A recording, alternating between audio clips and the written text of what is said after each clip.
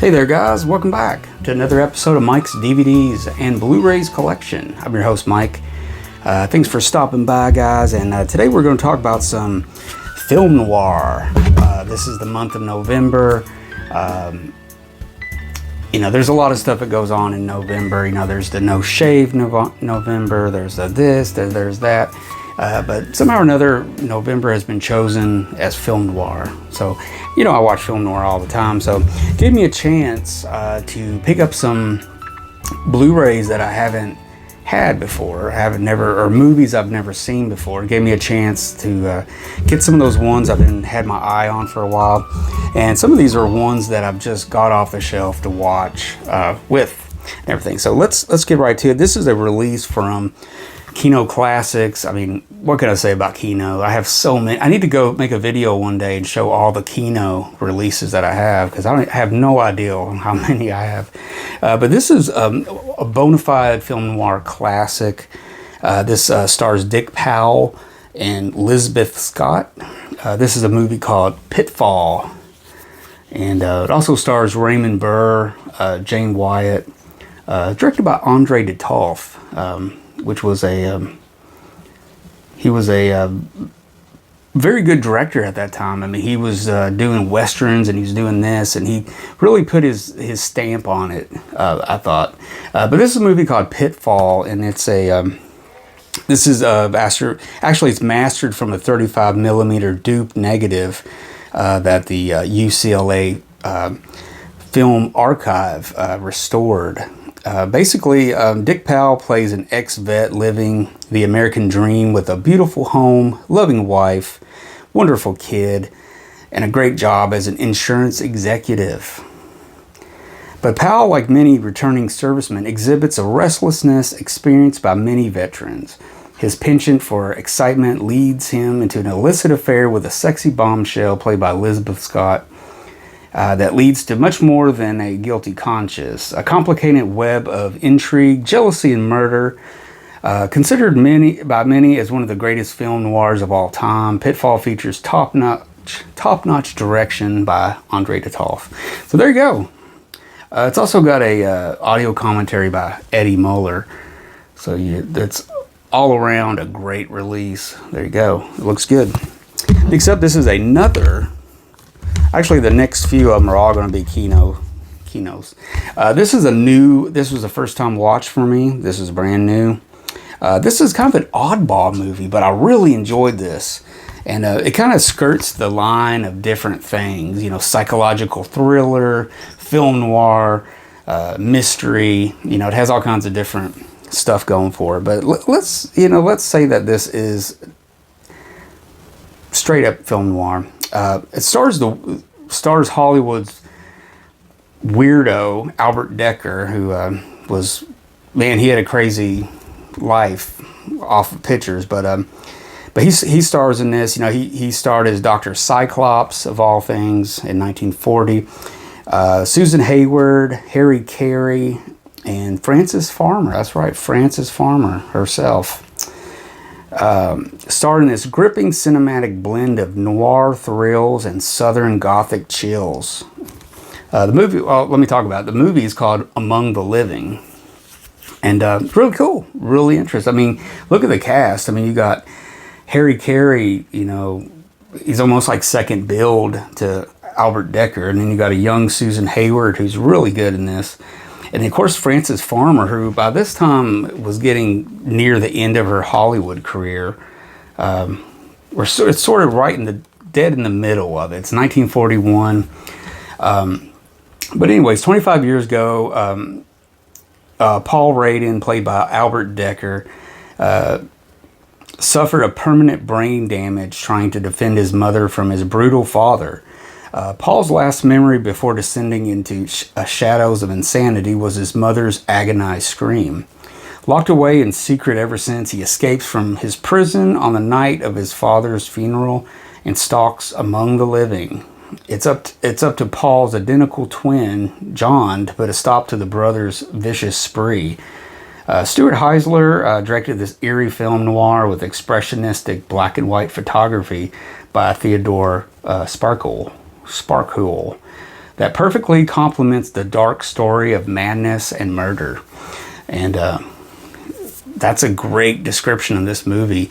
It was a lot better than I even thought it was going to be. I'm surprised this movie's not better known, because it's got the odd tinge to it, but then it's also got, you know, something that would seem like a regular movie. So I'm surprised it's not gotten more, you know, more talked about over the years. But it's definitely definitely kind of an oddball. Something about it the whole time tells you oddball about it, but it's actually really good. I think the way they put it all together, it moves. It's very tightly made, moves real good. Edited. It's only 69 minutes. I mean, it's a very fast 69 minutes.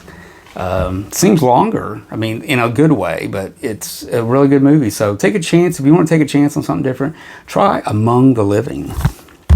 Next up, this is another release, first time watch. This is a movie directed by John Farrow. I'm kind of getting into John Farrow. He's made a lot of good movies. This is a movie called Night Has a Thousand Eyes. And, man, it's got the beautiful Gail Russell in it. This is, man, what is this? I don't know if this was around the time she was having problems in Hollywood, or maybe she's just right in the middle of her, you know, the glory days for her, because she had problems later on in her career, and John Wayne kind of helped her get back on her feet again and everything. But anyways, Night Has a Thousand Eyes, really cool. It's got Edward G. Robinson, John Lund, Gail Russell. It also has a kind of a younger William Dearmast in it. Directed by John Farrow, and this is from a 2K master. And basically, it has a lot to it. Kind of reminded me of Nightmare Alley a little bit. I mean, this is the year after Nightmare Alley. But Edward G. Robinson plays a mentalist, you know, someone who can guess things. And they have this, it opens up at a show, you know, him doing this show with people and everything. But yeah, it's a lot like, this would probably pair well maybe with Nightmare Alley. They're not exactly the same, but they're both interesting. Edward G. Robinson's pretty good as the mentalist on here. And then, of course, Gail Russell is just, she has a great role in this. Yeah, so it's really good. And then John Lund, who was in A Foreign Affair, stuff like that. So you know, you got some flashbacks, you got some stuff like that. But anyways, it's based on a novel by the master of suspense, Cornell Woolrich, which is one of the main selling points of this, because he's an excellent noir writer, some great stories and stuff. So there you go. But this was the first time watch. I had never heard of it. But yeah, Night Has a Thousand Eyes. Next up, this is another first time watch. This is another Kino release. But this time, this one takes place in the 19th century England, like 1880s and 90s, somewhere in there. But this movie is called So Evil, My Love, which is directed by Lewis Allen. It stars Ray Milland, Ann Todd, and Geraldine Fitzgerald. The big discovery out of this was Ann Todd. I thought she was really strong in her role in this movie. She's mostly well known as, an English actress. She was involved with director David Lean. I'm not sure if they had some kind of an affair, or if they were married, or what the story was, but really it was the first time I had a chance to see her act. I've always heard of her and everything, but really, really strong performance by her. She really takes the role, really going toe-to-toe with Ray Milland in this. It's also got a really nice supporting role by Geraldine Fitzgerald. And you'll recognize her face when you see her, because definitely, if you're a kid from the 80s and you grew up with watching the movie Arthur on TV with Dudley Moore, she's the rich aunt or grandmother of Arthur that's going to cut all the money off from him and everything. So that's her, and you can tell. I mean, they almost seem the same. It's weird. It's like she's young, but it's her, you know. But yeah, a very interesting movie. I mean, it's, you know, other than taking place in the 19th century, it's still got those noir, you know, tropes and stuff. So it's really interesting movie. Definitely check it out for Ann Todd's performance. Really good. So Evil, My Love. Next up, this was a really good movie. Watched this last night. This has to be some kind of cult classic within the film noir, I mean, genre or something. I had never heard of it, but it looks like one of the big time film noirs. I mean, it has what I'm trying to spit out here is it has a lot of the things we know film noir for the most, you know, and it has all those things. What's really interesting is the cinematography by John Alton, who's famous for, you know, the movies he made with Anthony Mann and everything. But anyways, the movie I'm talking about here is called The Crooked Way. And this is a DVD, and it stars the wonderful John Payne. Man, he's really good in this. He is a returning war vet who's got a piece of metal in his brain, which causes him to have a mostly no memory of who he is and everything. And it kind of starts off slow. And John Payne does a very good role of really trying to portray someone with amnesia or something like that. You know, he really, because there's minutes where he'll just be standing there, you know, sitting there like, you know, and somebody will be very realistic performance. I don't know. You'll have to see it, but really interesting. Pretty cool. This has been restored. This is the 90-minute version of it. It was restored a few years ago. But anyways, about him, he's a returning soldier with the amnesia and everything. So he comes back to town. He's discharged from the army hospital and everything, and people start seeing him, and they're like, "What are you doing here?" And he don't know what they're talking about. So it comes to find out he was a gangster before the war. He basically got into some big heat, kind of got out of it without going to jail, and he did all this stuff to other guys he was surrounded with, and they basically he got out of there before he was killed or put in jail or something. But he dipped off and basically hid in the army for 4 years, stationed in Europe, and he became a big war hero, even receiving the Silver Star and everything. So he gets so the injury happens, and he's shipped back home, and you know he's trying to start life again and everything. But he starts meeting people from his past, and he's being reintroduced to these people, and you know people are going to take advantage of him and stuff like that. Like he finds out Ellen Drew is his ex-wife. There's a guy, his former mob boss, played by Sonny Tufts. I thought he did a really good job. I think it was the first time I've seen him in a movie.